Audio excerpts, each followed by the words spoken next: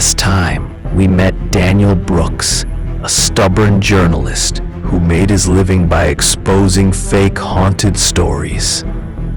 He wasn't afraid of ghosts because he didn't believe in them. But when he heard about room 616 at the grand and famous Blackwood Imperial Hotel, a towering building known to the rich and powerful for decades, his curiosity turned into obsession.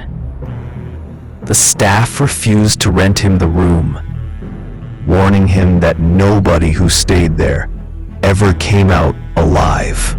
But Daniel didn't take warnings.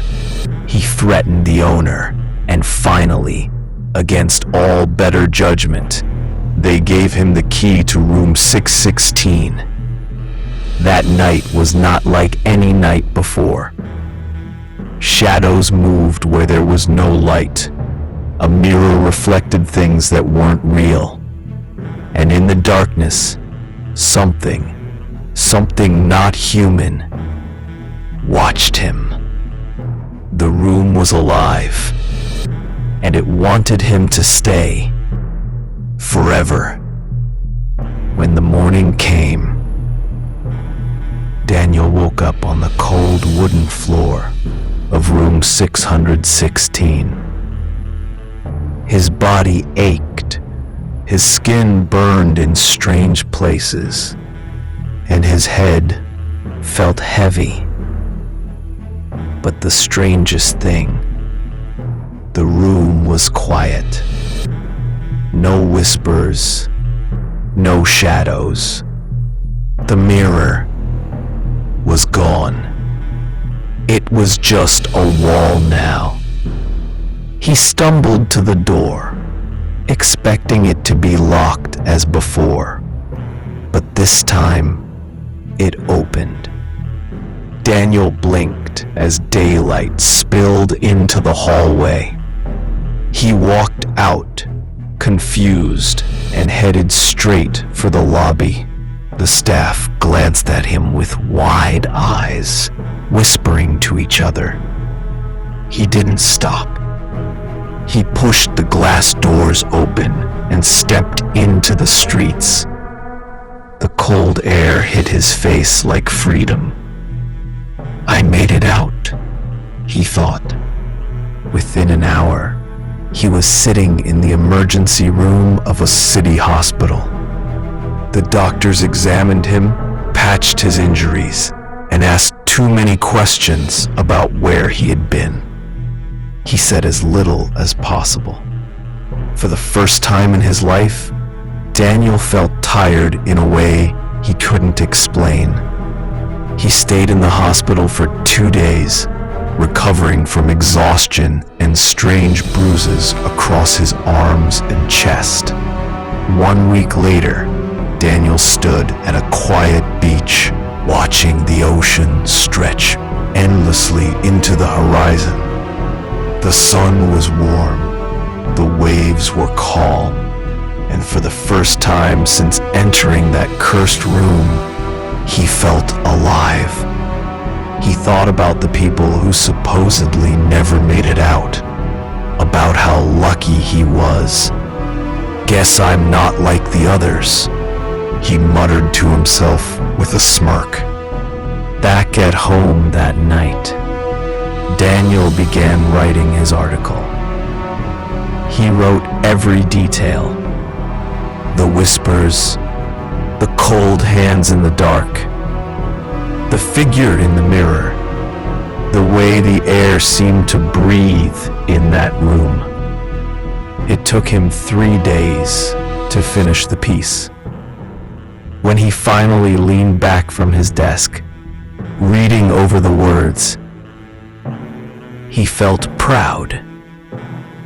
He had faced the nightmare and lived to tell the tale. The next morning, Daniel carried the printed pages to his office downtown. As he entered the newsroom, he noticed something strange. The receptionist, Her face seemed familiar, too familiar.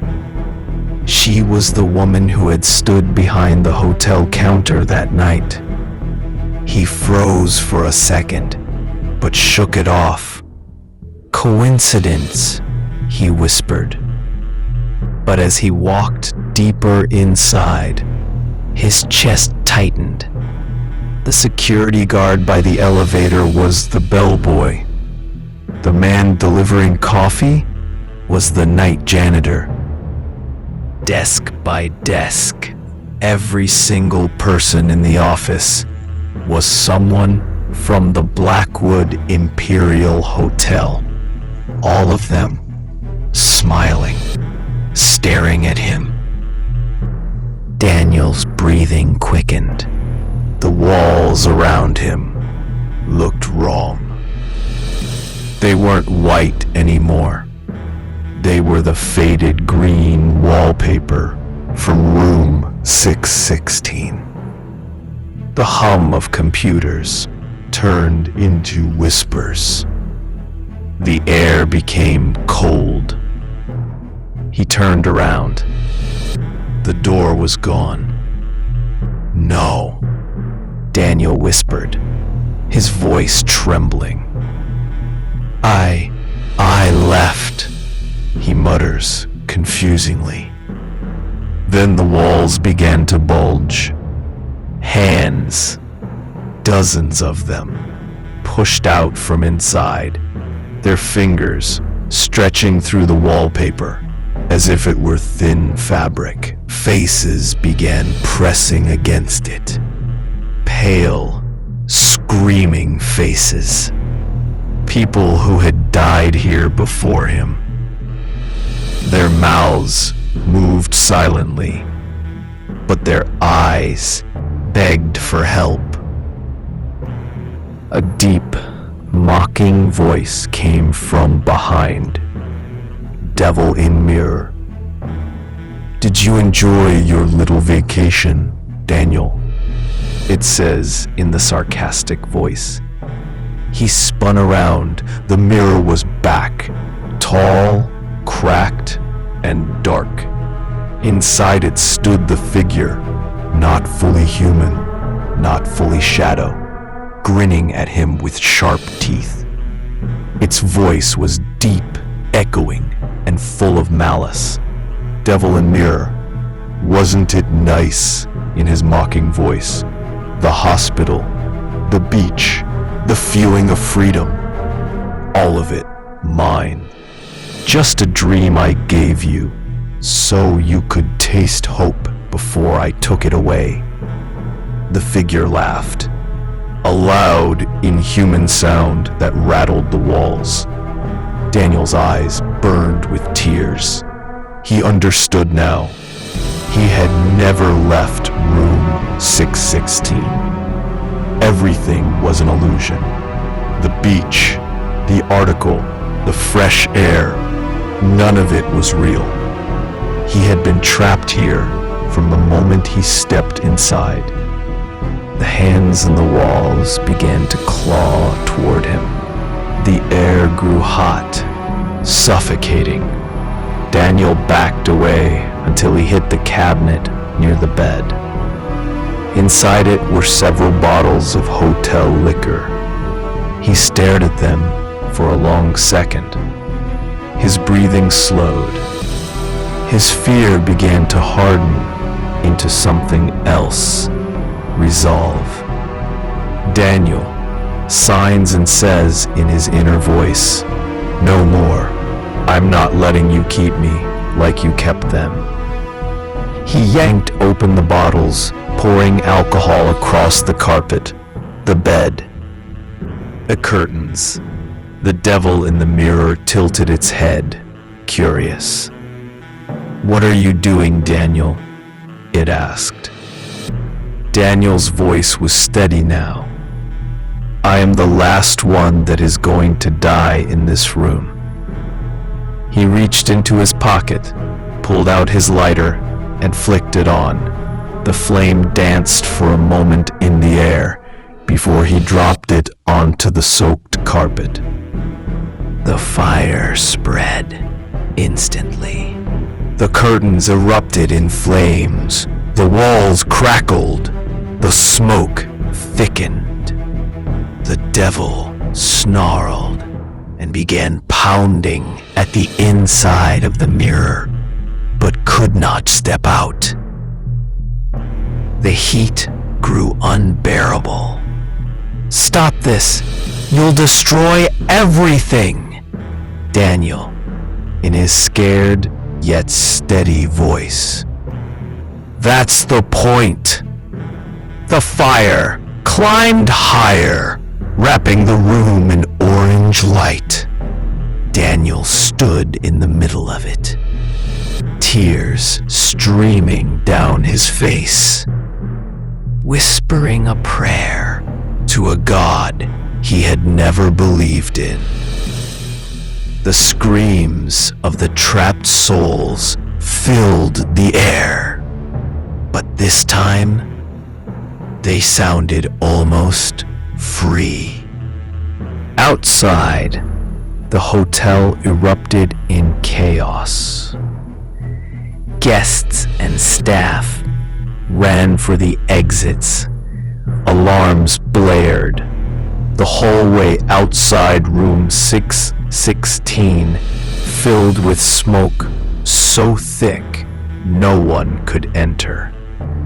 Only one man did not panic. The hotel manager. He stood at the end of the hall, watching the flames consume the cursed door, a strange smile on his face. Inside, Daniel locked eyes with the devil one last time. The figure's grin was gone now, replaced with fury and pain. The mirror began to crack, splintering under the heat. As the glass finally shattered, a small piece fell to the floor, untouched by the fire. In its reflection, the devil's burning eyes still glowed. It looked at Daniel and smiled again. The flames roared. Daniel closed his eyes, and everything went white. And that was the fate of Daniel Brooks, a man who walked into the Elmridge Hotel, thinking he would expose a myth, only to become a part of it forever. Room 616 burned that night, but did it truly end there? Or did something survive the flames? Some say, if you walk past the ruins of the old building, you can still smell smoke and hear a faint laugh coming from nowhere. But screaming night is far from done. There are still stories hidden in the shadows. A deserted train station where the last passenger never leaves. An abandoned amusement park that opens its gates only under a blood moon. And a village where no one sleeps past midnight. Each tale darker and hungrier than the last. If you want to hear them, if you dare, then like this video and subscribe to Screaming Night so you don't miss what comes next.